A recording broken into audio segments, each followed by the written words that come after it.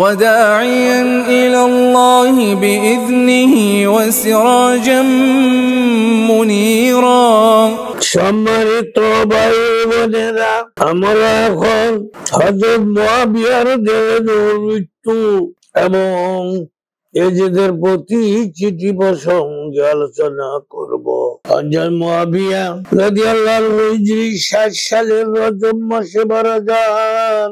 Yazid Medina তৎকালীন governor Walid ইবনে উতবার নিকট এক চিঠি লিখলো। ওই পত্রে নির্দেশ ছিল যে আমার আনুগত্যের পক্ষে সব লোক, বিশেষ করে হুসাইনের কাছ থেকে বায়াত গ্রহণ করো।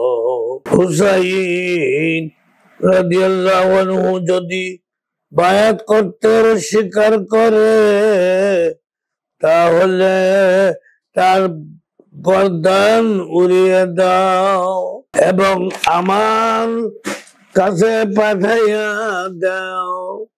ওলীদ মারওয়ানকে দরবারে ডেকে পাঠায় এবং এ ব্যাপারে তার পরামর্শ জানতে চায়। মারওয়ান বলল যে হুসাইন রাদিয়াল্লাহু আনহু শির নত করবে না। হুসাইন রাদিয়াল্লাহু আনহু শির নত করবে না কিছুতেই। এজিদের হাতে বায়াত করবে না। তবে আমি যদি, মারওয়ান বলে, তবে আমি যদি তোমার স্থানে থাকতাম, তোমার মতো ক্ষমতার অধিকারী হতাম, তাহলে কাল বিলম্ব না করে হুসাইনকে হত্যা করতাম। নাউযুবিল্লাহ। ওলীদ বলল, যদি এমন হয় তাহলে আমার কামনা হলো এই ধরনের পদক্ষেপ নেওয়ার চাইতে দুনিয়াতে দাসাই আমার ভালো ছিল। কেননা এত বড় বদনামের বোঝা মাথায় নেওয়ার চেয়ে সেটি উত্তম হতো। এরপর সরকারি দূতকে প্রেরণ করলো এবং হযরত হুসাইন রাদিয়াল্লাহু আনহুকে নিজের ঘরে ডেকে পাঠালেন। হুসাইন রাদিয়াল্লাহু আনহু তার পরিবারের মধ্য থেকে 30 জন সঙ্গী সাথী নিয়ে ওলীদের কাছে আসে। ওলীদ মুআবিয়ার মৃত্যুর খবর তাকে বলল আর এজিদের হাতে বায়াত গ্রহণের অনুরোধ জানালো। ইমাম হুসাইন রাদিয়াল্লাহু আনহু বললেন, আমার বায়াত একটি অতি গুরুত্বপূর্ণ বিষয়। তা গোপনে ও লোক চক্ষুর আড়ালে সম্পন্ন হতে পারে না। তবে কাল সকালে জনসাধারণকে যখন বায়াতের জন্য আহ্বান করবে তখন আমাকেও অবহিত করবে। ওলীদকে বলল, মারওয়ান হুসাইনের কথায় কর্ণপাত করো না এবং তার অজুহাত গ্রহণ করতে যেও না। যদি বায়াত করতে অস্বীকার করে তাহলে প্রাণে বাঁচিয়ে রেখো না। হুসাইন রাদিয়াল্লাহু আনহু অত্যন্ত রাগান্বিত হলেন এবং বললেন, তুমি ধ্বংস হে নষ্টামের ছেলে, তুমি কি আমাকে হত্যার আদেশ দিচ্ছ? আল্লাহর কসম, তুমি মিথ্যা বলছো। এ কথা বলে তুমি নিজেকে হেয় অপমানিত করছো। এরপর তিনি ওলিদের দিকে মুখ ফিরিয়ে বলল, হে আমির, আমরা নবুয়তের ঘরের আহলে বাইত, আমরাই রিসালাতের খনি। ফেরেশতারা আমাদের ঘরে আনাগোনা করে। আল্লাহ সুবহানাহু ওয়া তাআলা আমাদের জন্য মানুষের দিকে তার রহমতের দরজা খুলে দিয়েছে।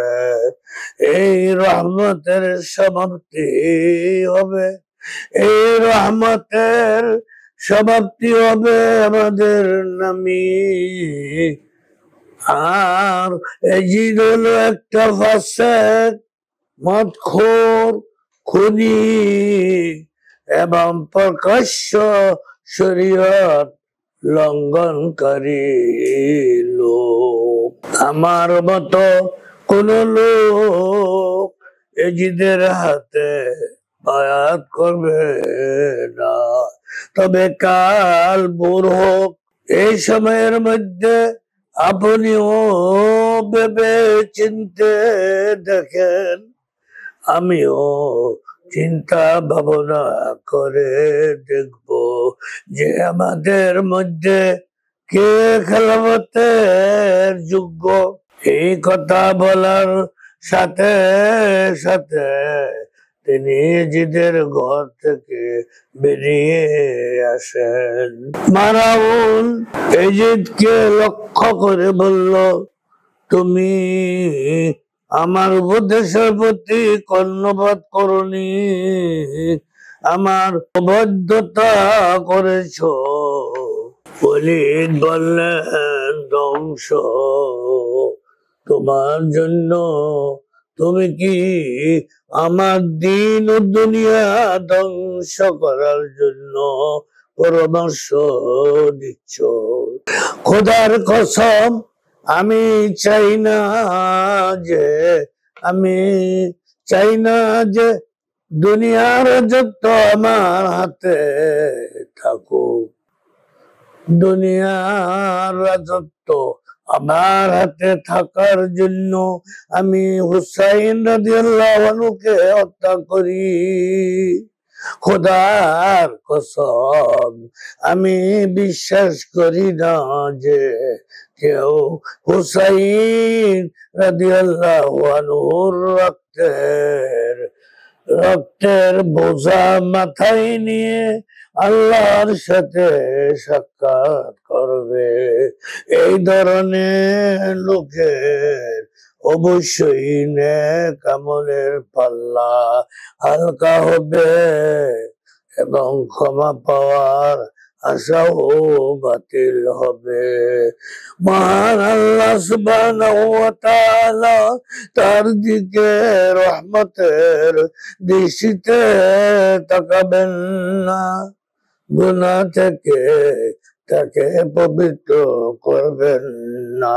তার জন্য কঠিন শাস্তি অপেক্ষা করছে। সে রাত কেটে গেল। খুব ভোরে হোসেন রাদিয়াল্লাহু আনহুর ঘর থেকে বেরিয়ে নতুন কোন খবরের অপেক্ষা করছিলেন। তাকে দেখতে পেল এবং বলল, মারওয়ান, হে আব্দুল্লাহ, আমি তোমার থাকেন কি? তুমি আমার উপদেশ শ্রবণ করো, তাহলে কল্যাণ লাভ করতে পারবে।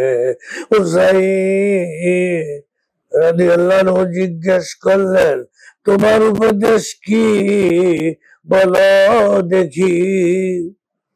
বলল, আমি তোমাকে আদেশ করছি যে তুমি অবশ্যই ইয়াজিদ ইবনে মুয়াবিয়ার হাতে বায়াত গ্রহণ করো, কেননা দুনিয়া ও আখিরাতের জন্য এই কাজ মঙ্গলজনক হবে।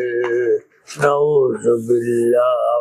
হুসাইন রাদিয়াল্লাহু আনহু বললেন, ইন্না লিল্লাহ, তাই যদি হয় আমাকে দ্বীন ইসলাম থেকে বিদায় নিতে হবে, বিদায় নিতে হবে, কেননা পয়গম্বর সাল্লাল্লাহু আলাইহি সাল্লামের উম্মত ইয়াজিদের খেলাফত ও রাজত্বের হাতে বন্দী হয়ে পড়েছে।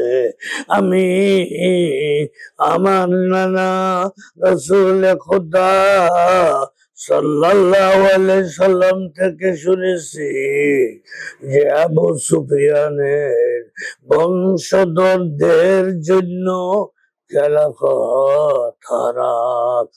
এত বছরে হুসাইন রাদিয়াল্লাহু আনহু ও মারওয়ানের মধ্যে এ মর্মে বহু কথা কাটাকাটি হয়। শেষ পর্যন্ত ক্রুদ্ধ অবস্থায় মারওয়ান চলে গেল। আখিরু দাওয়ানা আনিল হামদুলিল্লাহি রাব্বিল আলামিন।